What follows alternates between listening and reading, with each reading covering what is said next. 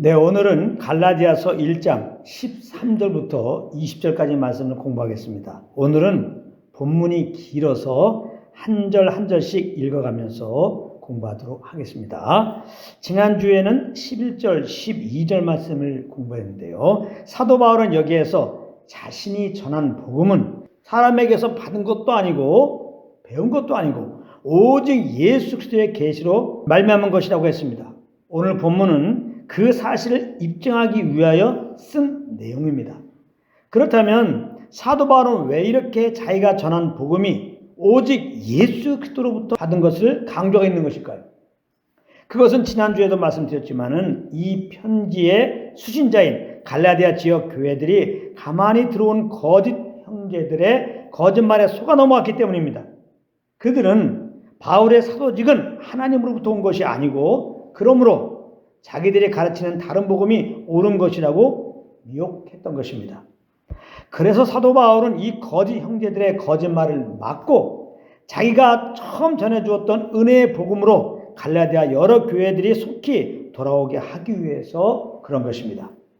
그럼 본문을 살펴보면요. 13절 14절에서 사도 바울은 자기는 예수 믿기 전에 교회를 심하게 박해했던 자였고 누구보다도 율법주의자였다고 말하고 있습니다.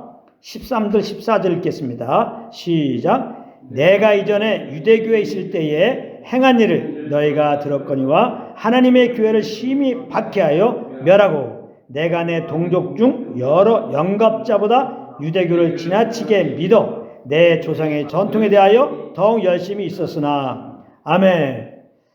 그리고 15절을 보면은 그런 자기를 하나님께서 은혜로 구원해 주셨다는 것입니다. 15절입니다. 시작. 그러나 내 어머니의 태로부터 나를 택정하시고 그의 은혜로 나를 부르시니가.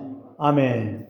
그리고 16절 17절을 보면은 하나님께서 자기를 이방 가운데 복음을 전한 자로 부르셨음을 알았을 때 여기서가 중요합니다.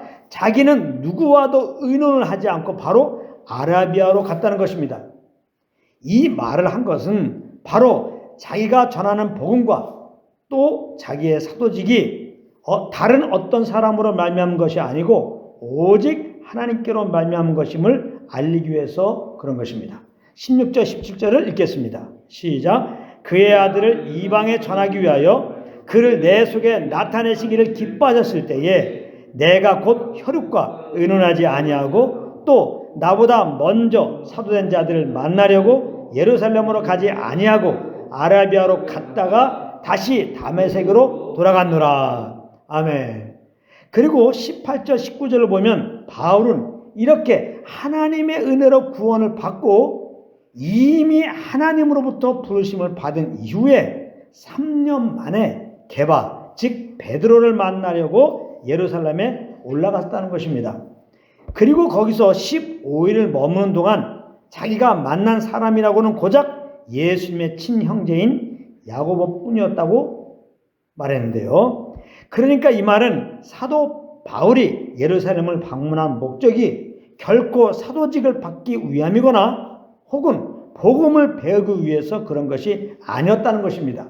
18절 19절 읽겠습니다. 시작. 그 후 3년 만에 내가 게바를 방문하려고 예루살렘에 올라가서 그와 함께 15일을 머무는 동안 주의 형제 야고보 외에 다른 사도들을 보지 못하였노라. 그러면서 바울은 20절에서 이렇게 말합니다. 시작. 보라, 내가 너희에게 쓰는 것은 하나님 앞에서 거짓말이 아니로다. 아멘. 사도 바울은 자기의 사도직이 하나님으로부터 온 것이라고 한 것이 또 자기가 전한 복음이 사람에게서 받은 것도 아니고 배운 것도 아니고 오직 예수 그리스도의 계시로 말미암은 것이라고 쓴 것은 하나님 앞에서 거짓말이 아니라는 것입니다.